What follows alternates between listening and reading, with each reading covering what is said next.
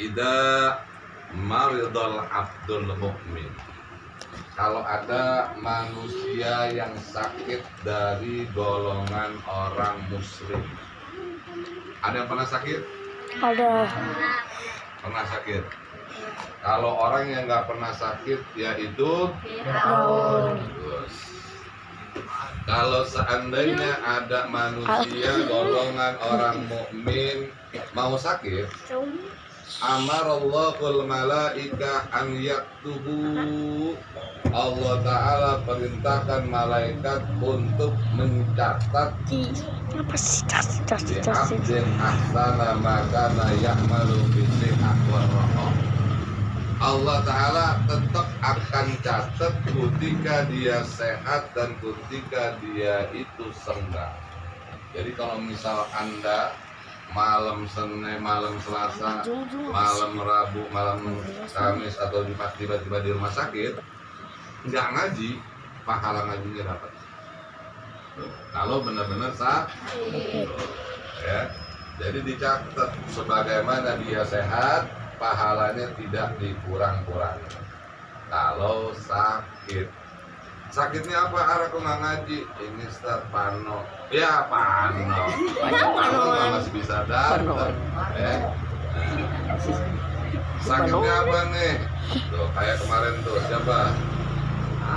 Tuh siapa? Aska sakit, ya kan? Kenapa sakitnya? Panas, nyesek-nyesek. Pandemi, wah pandemi gitu ini. Dia bilang gitu. Akhirnya dia nggak masuk, pahalanya tetap dicatat. Wafi khobar, kalau di dalam kisah yang lain, jadi kalau orang mau sakit, Allah perintahin 40 malaikat datang ke rumah kita. Kita masih main, kita masih tertawa, kita masih bisa jalan. Tiba-tiba datang 4 malaikat. Yang pertama, malaikat di sini diperintahkan oleh Allah Subhanahu wa Ta'ala an ya'khudhal quwwah, dicabut kekuatan kita. Yang tadi kita bisa lari jadi malas, jadi lemas dulu. Ini awal orang mau sakit, sama malaikat diambil dulu kekuatannya, akhirnya lemas. Nah, ya. Wa amara, dan Allah Ta'ala perintahkan malaikat yang kedua an yakhudha lazzatit ta'am, mencabut kenikmatan makan. Yang tadinya makan Indomie pedas, makan Indominya rasanya jadi pahit. Yang tadinya makan jeruk yang tadinya asam jadi pahit. Dicabut itu dulu. Ya, itu yang kedua. Malaikat yang kedua berarti mencabut Kenikmatan. mencabut rasa daripada kelezatan.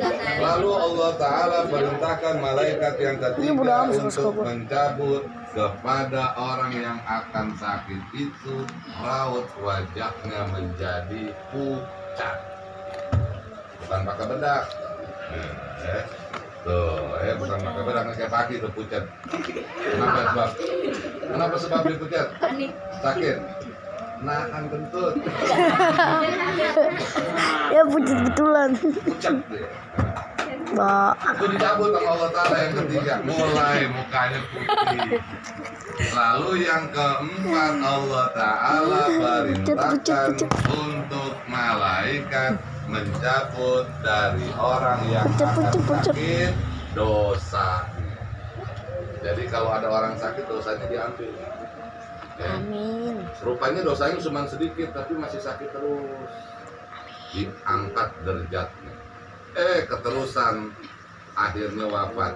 Maka orang yang sakit sampai dia wafat dimasukkan oleh Allah Ta'ala ke dalam surga Allah. Jadi kalau sakit itu sabar, itu merupakan satu ujian Allah. Wa idza kana sehat, dan apabila Allah Ta'ala mau kembaliin habis sakit, Allah Ta'ala akan pengen kembaliin dia sehat. Amaro, diperintahkan sama Allah malaikat yang pertama, yaitu malaikat yang suka ngapain tuh pertama? Mengambil kekuatannya untuk meletakkan kembali ke orang tersebut. Des, dikasih tuh ke si Aska. Aska bisa naik motor lagi, naik sepeda lagi, main-mayangan lagi, bisa lari lagi. Tuh, dikasih malaikat yang pertama kekuatannya mulai dikasih lagi, mulai bisa makan. Yang kedua begitu juga, mulai diberikan, diperintahkan untuk kembaliin lagi rasa nikmat makannya. Udah mulai berasa makan Indomie. Pedes. Yang ketiga, diperintahkan lagi untuk kembaliin raut wajahnya. Udah mulai Pucat. wajahnya itu udah nggak pucat lagi. Yang keempat nungguin, ya Rob, kok saya nggak diperintahin untuk ambil lagi dosa taruh kepada orang sakit? Nggak dikasih sama Allah Ta'ala. Itu dosa jangan dibalikin lagi kepada orang sakit, tetapi dosa itu dibuang. Di mana dibuangnya? Di laut. Oh, laut. Nah, hati-hati yang suka main ke laut, ke Banyak dosa. pinggir pantai yang tidak ada Banyak hajat, dosa. nggak ada tujuan, nggak ada maksud, itu hukumnya bisa haram. Sebab di laut itu banyak sekali yang namanya jin, setan ada di tengah laut. Nah, itu dosa, orang-orang yang sakit diambil sama malaikat, dibuang di laut. Maka orang tersebut sehat. Ketika sehat berarti dia sudah tidak ada dosa pada orang tersebut. Nah, ya. Jadi kalau seandainya Allah Ta'ala beri kita sakit, itu semuanya adalah hakikatnya dari Allah. Udah sabar, berarti dosa kita dihapusi, diampuni oleh Allah Subhanahu wa Ta'ala. Jadi dulu ada cerita zaman Nabi Allah Musa. Tahu kan Nabi Musa? Mujizatnya apa Nabi Musa? Membelah, bukan membelah martabak dudung. Atau si dudung. Lautan dibelah sama Nabi Musa. Dulu ada laki-laki, orangnya suka fasik, nggak pernah sembahyang. Ntar dengerin bro, tadi tempat dulu.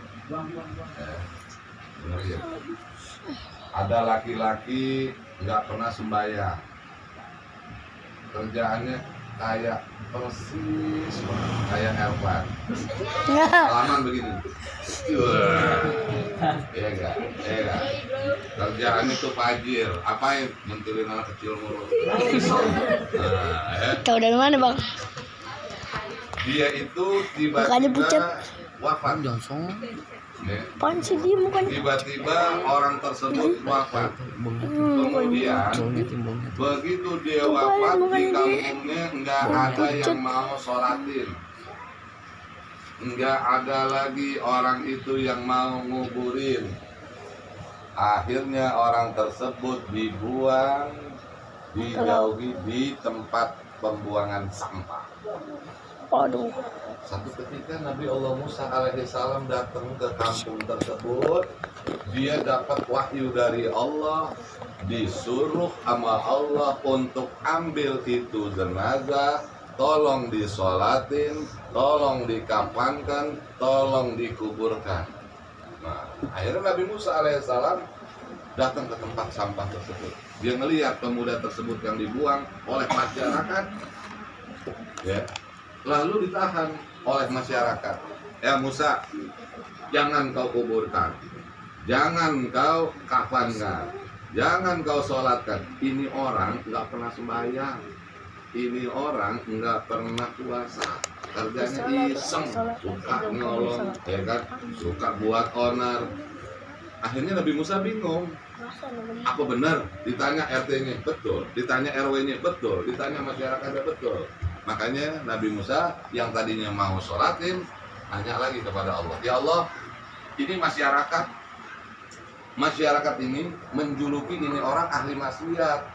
Kok saya disuruh sholatin, kok saya disuruh nguburin, kok saya disuruh mengkafankan? Kata Allah Ta'ala, ya, sebab ini orang sebelum dia wafat dia sakit dulu. Dan ketika dia sakit, dia terasingi. Nggak ada yang ngurus anaknya, nggak ada istrinya, nggak ada keluarganya, nggak ada. Tiba-tiba dia sakit seorang diri di bawah pos, nah, sendirian, nggak ada yang ngurus. Damit mana Damit? Meninggal. Oh, udah wafat. Ya. Nah akhirnya itu orang nggak ada yang ngurusin sampai dia mati. Begitu dia sakit, dia ingat anaknya. Lagi sakit biasanya orang ingat sama anaknya. Apa jawab dia lagi sakit? Ya Allah, meskipun anakku tidak ada di sisiku, aku diberikan sakit, tetapi aku ridho. Tiba-tiba Allah Ta'ala perintahkan malaikat untuk merubah wujudnya menyerupai anaknya. Ada di samping. Begitu mau menjelang mati, dia ingat sama saudara-saudaranya, sama istrinya. Lalu Allah perintahkan malaikat yang lain untuk rubah seperti istrinya, seperti saudaranya. Jadi dia meninggal sakit dikelilingi oleh keluarga. Padahal itu adalah malaikat. Dan dia akhirnya bicara, ya Allah, aku ridho dengan sakitku, meskipun aku berbuat maksiat, dosa, tetapi aku ridho engkau berikan penyakit. Nah, akhirnya malah Nabi Allah Musa alaihissalam jadi diambil sama Nabi Musa. Ya, sesungguhnya orang tersebut dosa-dosanya itu Allah Ta'ala hapuskan karena dia mampu ridho dan sabar menanggung daripada penyakit. Akhirnya semua masyarakat mau sholatin, masyarakat mau nguburin, masyarakat mau juga mengkafankan. Nah, ini satu contoh untuk kita. Kalau seandainya kita sakit, ya semuanya itu adalah pada hakikatnya untuk menghapuskan dosa-dosa kita. Pertanyaan, sebutkan apa nama ayahnya Nabi besar Muhammad sallallahu alaihi wasallam. Siapa nama ayahnya Nabi Muhammad sallallahu alaihi wasallam? Ada yang tahu nama bapaknya? Ada yang tahu? Abdullah. Sebutkan nama ibunya Nabi besar Muhammad sallallahu alaihi wasallam. Kamu nggak dengerin Adli ceramah tadi? Ibunya Aminah. Ya. Sebutkan siapa yang pertama mengumandangkan suara azan. Aduh, gampang banget. Siapa? Tunjuk tangan. Bilal bin Rabah. Saudara Bilal. Ya, Bilal. Kelamaan anu. Sebutkan 4 nama daripada sahabat Rasulullah sallallahu alaihi wasallam. Ada siapa? Kasih ngomong banget bukan. Abu Bakar, Utsman bin Affan, Khalid bin Walid. Salah. Siapa? Abu Bakar As-Siddiq, Umar bin Khattab, Oh iya. Utsman bin Affan, dan Ali bin Abi Thalib. Sebutkan 4 malaikat yang diperintahkan Allah Iyalah. jika seorang hamba sakit. Apa pekerjaan 4 malaikat tersebut?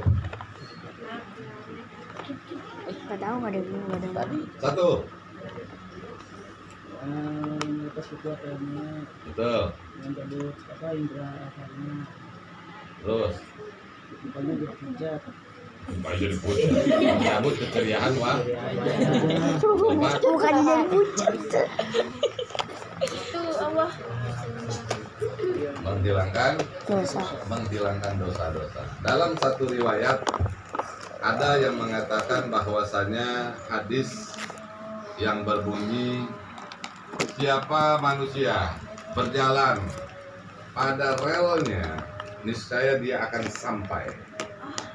Apa nama kalimat hadis tersebut? Kita nggak tahu, Bang. Siapa yang berjalan pada relnya, maka dia akan sampai. Sebagaimana kapal laut berjalan di atas laut. Sebutkan nama hadisnya. Ada yang tahu?